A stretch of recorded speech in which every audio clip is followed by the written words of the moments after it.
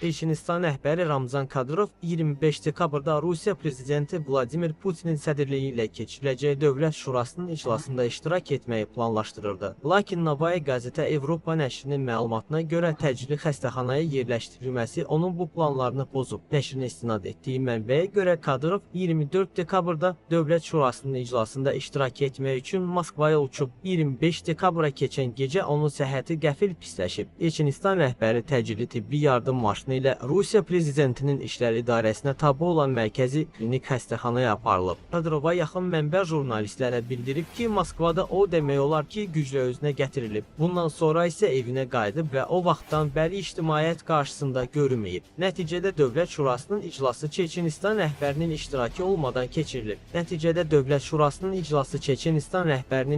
olmadan keçirilib. Novaya Gazeta Avropa yazır ki, dolayı əlamətlərə əsasən Kadyrovun səhhəti ötən ilin əvvəlindən pisləşməyə başlayıb. Həmin vaxt o, Groznoda yerləşən özəl AMD klinikasında xəstəxanaya yerləşdirilmişdi. Kadyrov özü də bu faktı son canlı sual-cavab zamanı dolayısıyla etiraf edib və bildirib ki, ötən il ərzində 4 dəfə rəsmi məzuniyyət götürüb. Bu isə respublika rəhbəri üçün qeyri-adi haldır. Çünki o, əvvəllər nizamsız iş qrafiki ilə çalışır və regiondakı əsas proseslərə şəxsən nəzarət edirdi. Əvvəlki illərdə Kadyrovun sözlərinə görə o demək olar ki, fasiləsiz işləyib və yalnız yeni il bayramlarında 2 həftəlik məzuniyyət götürüb. Halbuki bu il yeni il məzuniyyətlərindən biri təxminən 2 ay davam edib. Canlı yayım zamanı Kadyrov səhhətinin pisləşməsinə işarə edən əlamətlərə də toxunub. Məndə sinir pozğunluqları var. Daimi gərginlik hissi yaşayıram. Sanki canlı naqillərin üzərində oturmuşam deyə o bildirib. Çeçenistan rəhbəri bu vəziyyəti Ukraynaya qarşı aparılan təcavüzkar müharibədə iştirak edən Çeçen hərbçilərlə bağlı narahatlıqları ilə əlaqələndirib. Hələ may ayında Novaya Gazeta Avropa xəbər vermişdi ki, səhhətinin pisləşməsi fonunda Çeçenistan rəhbəri Ramzan Kadyrov özünə varis hazırlayır. Nəşrin məlumatına görə Çeçenistan rəhbəri postuna Kadyrovun oğlu adam namizəd ola bilər. Fevralın əvvəlindən etibarən Kadyrov həyat tərzini əhəmiyyətli dərəcədə dəyişib. Mənbələrin bildirdiyinə görə o artıq mütəmadi olaraq özəl AMD klinikasında vaxt keçirir və bəzən həkim nəzarəti altında gecələyir. O, əsasən yalnız Grozny şəhəri daxilində şəxsi kortej ilə hərəkət edir. Region daxilində səfərlər üçün isə tibbi helikopterdən istifadə edir. Onun rəsmi fəaliyyəti böyük ölçüdə mətbuat xidməti tərəfindən idarə olunan sosial şəbəkə paylaşımları ilə məhdudlaşıb. İctimai çıxışlar və mərasim xarakterli tədbirlər isə getdikcə daha çox Çeçenistanın baş naziri Magomed Davudova həvalə olunur. Kadyrovun 14 övladı var, onlardan 6-sı artıq yetkinlik yaşındadır. Lakin Novaya Gazeta Avropa yazır ki, Kadyrov varis kimi əsas diqqəti məhz adamın üzərində cəmləyib. Çeçenistanda o tez-tez Ramzanın gənc surəti kimi xarakterizə olunur. Kadyrovun prioritetlərinin dəyişməsinin mühüm siqnallarından biri də qızı Ayşətin baş nazir müavini vəzifəsindən gözlənilmədən istefa verməsi, həmçinin onun 2 bacısının da dövlət postlarını tərk etməsi olub.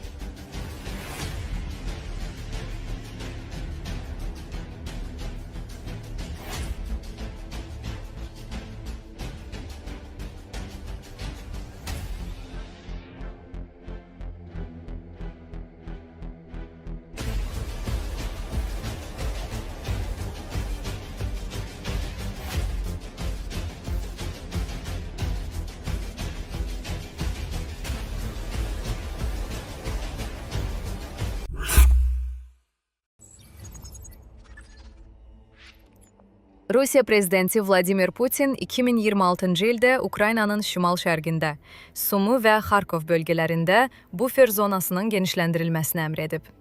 Reuters istinadən xəbər veririk ki, bu barədə Rusiya Silahlı Qüvvələrinin baş qərargah rəisi Valeri Gerasimov məlumat verib. Gerasimov bildirib ki, həmin ərazidə fəaliyyət göstərən Şimal Qüvvələr qrupunu yoxlayıb. Qrup 2024-cü ilin əvvəlində yaradılıb və Moskvanın açıqlamasına görə sərhəd boyunca bufer yaratmaq və Ukrayna qüvvələrini daha dərinə sıxışdırmaq missiyasını daşıyır. Gerasimovun açıqlaması Moskvanın Putinin iqamətgahına edilən hücum cəhdinə cavab verəcəyi bəyanatı ilə üst-üstə düşüb. Kiyev isə ittihamları rədd edib və bunu potensial sülh danışıqlarını pozmaq cəhdi adlandırıb. Ukraynanın rəsmi reaksiyası hələ verilməyib. Putin daha əvvəl sərhəd bölgələrində, xüsusən Belgorod və Kurskda atəş və pilotsuz təyyarə hücumlarına əsas gətirərək bufer zonası ideyasını təqdim edib. Kiyev isə bu konsepsiyanı dəfələrlə rədd edib və Moskvanın bunu Ukrayna ərazisinə daha dərin müdaxilə üçün bəhanə kimi istifadə etdiyini iddia edib. Ukrayna prezidenti Vladimir Zelenski isə Sumu və Xarkov planlarını dəlilik adlandıraraq ölkəsinin bu bölgələri müdafiə edəcəyini vurğulayıb.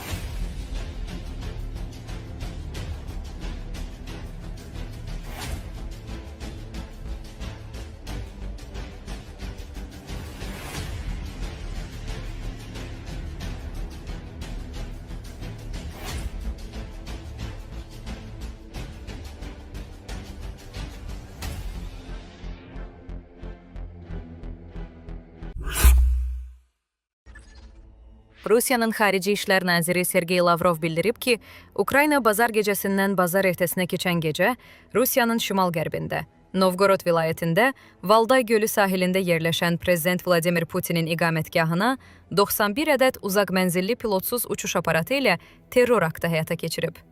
Onun sözlərinə görə hücumda iştirak edən bütün dronlar məhv edilib. Ölən və yaralanan olmayıb. Hər hansı ziyan qeydə alınmayıb. Lavrov Xarici İşlər Nazirliyinin Telegram kanalında yayımlanan səsli müraciətində deyib: "Bu cür məsuliyyətsiz addımlar cavabsız qalmayacaq. Rusiya Silahlı Qüvvələri tərəfindən cavab zərbələri üçün hədəflər və onların icra vaxtı müəyyən edilib." Lavrov qeyd edib ki, hücum münaqişənin nizamlanması üzrə danışıqlar aparılan bir vaxtda baş verib və Moskva Putinin iqamətgahına qarşı həyata keçirildiyini iddia etdiyi terror aktına görə danışıqlardakı mövqeyini sərtləşdirəcək.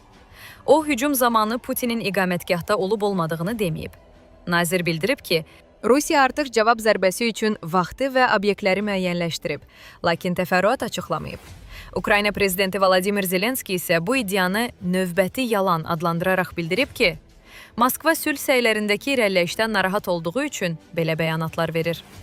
Bundan əvvəl bazar ertəsi günü Rusiya Müdafiə Nazirliyi ölkə üzrə 89 Ukrayna dronunun vurulduğunu açıqlayıb və onlardan yalnız 18-inin Novgorod vilayəti üzərində qeydə alındığını bildirib. Qeyd etmək lazımdır ki, Ukrayna dronlarının Putinin yaşadığı ərazilərə çatması ilk dəfə deyil. 2023-cü ilin mayında Moskva paytaxtına qarşı geniş miqyaslı hava hücumu zamanı Kreml sarayının damı dronla vurulmuşdu. Həmin vaxt Rusiya hakimiyyəti bunu prezidentə qarşı sui-qəsd cəhdi kimi qiymətləndirmişdi. Putinin Novgoroddakı iqamətgahına hücum, Vladimir Zelenskinin Ukraynadakı müharibəyə son qoymaq məqsədi ilə aparılan danışıqlar çərçivəsində ABŞ lideri Donald Trumpla Floridada görüşməsindən bir gün sonra baş verib.